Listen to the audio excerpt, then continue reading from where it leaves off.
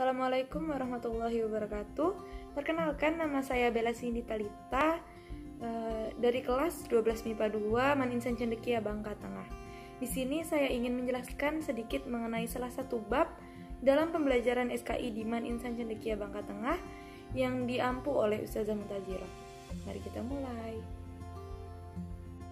Baiklah, mari kita mulai. Di sini saya mengambil materi dengan judul Perkembangan Islam di Indonesia, yaitu bab 1 pada pembelajaran semester 1 mata pelajaran SKI dengan guru pengampu Ustazah Mutazirah. Adapun subbab dalam pembelajaran bab ini yaitu pertama, situasi dan kondisi sebelum kedatangan Islam, kedua, jalur masuknya Islam di Indonesia, ketiga, strategi dakwah Islam di Indonesia, dan keempat yaitu fase perkembangan Islam di Indonesia. Situasi dan kondisi sebelum kedatangan Islam. Sebelum kedatangan Islam pada abad 15 dan 16 di wilayah Nusantara, terjadi perubahan sosial yang luar biasa. Perubahan sosial itu terjadi disebabkan oleh persebaran agama Islam beserta sistem politiknya yang ditandai dengan adanya perubahan keyakinan keagamaan dari masa kejayaan Hindu-Buddha ke masa perkembangan agama Islam. Faktor yang melatar belakanginya yaitu yang pertama, letak geografis. Indonesia memiliki dua musim dan memberikan pengaruh terhadap berbagai aspek kehidupan penduduknya. Lalu yang kedua yaitu keyakinan. Sebelum kedatangan Islam, masyarakat Indonesia sudah menganut agama dan kepercayaan yang berbeda-beda dan dalam kehidupannya. Agama yang berkembang saat itu adalah agama yang berpusat pada kepercayaan adanya dewa-dewa dengan menyembah patung-patung dan artefak. Lalu faktor yang ketiga yaitu politik dan pemerintahan. Indonesia sudah mengenal sistem politik dan pemerintahan, yaitu dengan adanya prasasti dan juga struktur pemerintahan berupa kerajaan disertai bukti berupa Nagara Kartagama. Lalu yang keempat yaitu perekonomian dan perindustrian.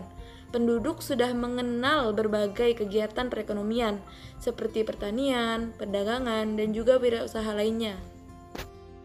Lalu faktor yang terakhir yaitu sastra dan kesusastraan. Sudah ada kitab Mahabharata dan Ramayana dan juga banyak lainnya.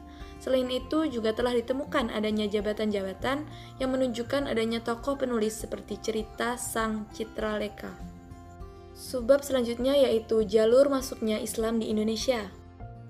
Tahukah kalian, penyebaran agama Islam di Indonesia pada umumnya berlangsung melalui dua proses. Yang pertama yaitu penduduk pribumi berhubungan dengan agama Islam, kemudian menganutnya.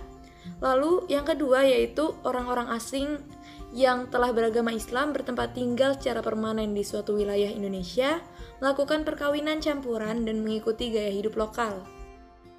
Adapun teori Islamisasi di Indonesia yaitu yang pertama teori India. Teori ini dikemukakan oleh Pichnapel Makuete Fatimi dan seorang orientalis Belanda. Ia menyatakan bahwa agama Islam baru masuk ke Nusantara pada abad ke-13 Masehi yang dibawa oleh para pedagang dari Cambai, Gujarat, dan India. Yang kedua yaitu teori Arab. Teori ini dikemukakan oleh Sir Thomas Arnold. Ia berpandangan bahwa para pedagang Arab telah menyebarkan Islam ketika mereka menguasai secara dominan perdagangan Barat Timur sejak abad-abad awal Hijriyah atau abad ke-8 Masehi atau abad ke-7 dan 8 Masehi, dan Islam datang ke Indonesia secara langsung dari Arab, tidak melalui perantara bangsa lain. Lalu teori Persia. Teori Persia disampaikan oleh sejarawan Hussein Jajaningrat. Dalam teori ini dinyatakan bahwa Islam masuk ke Nusantara pada abad ke-13 Masehi di Sumatera yang berpusat di Samudra Pasai. Teori Persia lebih menitik beratkan tinjauannya pada aspek persamaan kebudayaan yang hidup di kalangan masyarakat Islam Indonesia dengan Persia. Lalu teori yang keempat yaitu teori Cina. Teori ini menyatakan bahwa Islam datang ke Indonesia berasal dari para perantau Cina. Menurut teori ini, orang Cina telah berhubungan dengan masyarakat Indonesia jauh sebelum Islam dikenal di Indonesia. Pada masa Hindu-Buddha, etnis Cina atau Tiongkok telah berbaur dengan penduduk Indonesia, terutama melalui kontak dagang. Bahkan ajaran Islam telah sampai di Cina pada abad ke-7 Masehi, masa di mana agama ini baru berkembang. Strategi dakwah Islam di Indonesia. Dalam bidang sastra, ditemukan buku-buku atau kitab kuno seperti kitab Suluk yang mengisahkan perjalanan seorang sufi agar memperoleh ilmu sejati. Kitab lain adalah kitab Sutasoma, kitab Negara Kertagama, dan sebagainya. Paparan tersebut menggambarkan bahwa masyarakat Indonesia sebelum menerima agama Islam telah mempunyai agama dan kepercayaan, yaitu agama Hindu, Buddha, selain animisme dan dinamisme yang telah berkembang lama sebelumnya. Agama Islam tersebar di seluruh wilayah Indonesia secara periodik, bertahap dengan strategi dakwah yang damai, menyelesaikan diri terhadap adat, istiadat, penduduk tanpa paksaan dan kekerasan. Strategi-strateginya yaitu yang pertama melalui perdagangan. Strategi dakwah penyebaran agama Islam melalui media perdagangan merupakan awal proses Islamisasi di Indonesia, yaitu pada abad ke-7 Masehi hingga abad ke-16 Masehi. Bangsa Indonesia kedatangan para pedagang Islam dari Arab, Persia, dan India. Mereka melakukan kegiatan perdagangan di Indonesia dan menjalin hubungan dagang antara masyarakat Indonesia. Yang kedua yaitu perkawinan.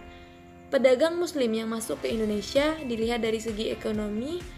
Mereka mempunyai status sosial yang lebih dibandingkan penduduk pribumi. Interaksi antara penduduk pribumi dan pedagang Muslim yang intens tidak jarang diteruskan dengan adanya perkawinan antara kaum pribumi dengan para pedagang Muslim. Selanjutnya, dalam proses perkawinan, pihak pribumi harus mengucapkan kalimat syahadat sehingga perkawinan ini menjadi media yang efektif dalam penyebaran agama Islam. Yang ketiga yaitu politik. Proses Islamisasi melalui media politik dilakukan secara bertahap dan berkesinambungan antara penguasaan dan pemerintahan. Setelah penguasa atau rajanya masuk Islam, hampir pasti rakyatnya juga masuk Islam. Contohnya di Maluku dan Sulawesi. Selain itu, ada kerajaan Islam yang melakukan penaklukan terhadap kerajaan-kerajaan non-Islam dan kemenangan membuat masyarakat secara bertahap masuk Islam. Strategi yang keempat yaitu pendidikan. Penyebaran agama Islam melalui pendidikan berupa pesantren. Pesantren menjadi media yang efektif dalam proses Islamisasi di Indonesia. Nah, yang kelima yaitu kesenian. Islamisasi melalui kesenian yang paling terkenal adalah dengan mengadakan pertunjukan seni, gamelan, dan wayang. Sebagaimana diketahui bahwa kesenian wayang dan gamelan digunakan Wali Songo dalam mengembangkan ajaran Islam. Lalu yang keenam yaitu tasawuf. Para sufi mengajarkan tasawuf yang diramu dengan ajaran yang sudah dikenal oleh masyarakat Indonesia. Mereka selalu menghayati kehidupan masyarakatnya dan hidup bersama di tengah-tengah masyarakat.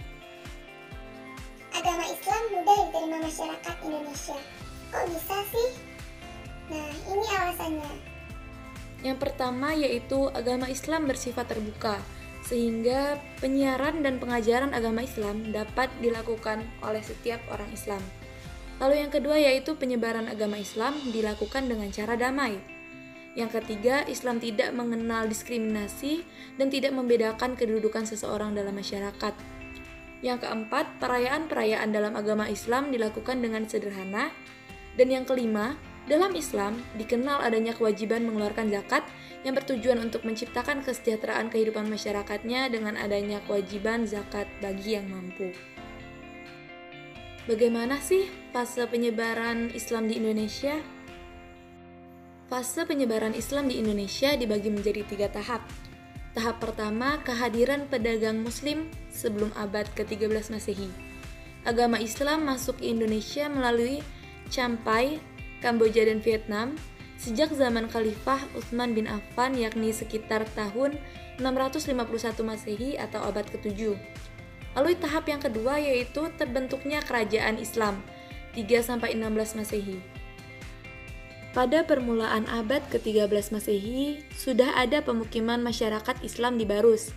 Pada akhir abad ke-13, kerajaan Samudra Pasai sebagai kerajaan Islam pertama di Indonesia merebut jalur perdagangan di Selat Malaka yang sebelumnya dikuasai oleh kerajaan Sriwijaya. Tahap yang ketiga yaitu tahap pelembagaan Islam. Islam tersebar ke Lombok dan Sumbawa melalui 2 tahap.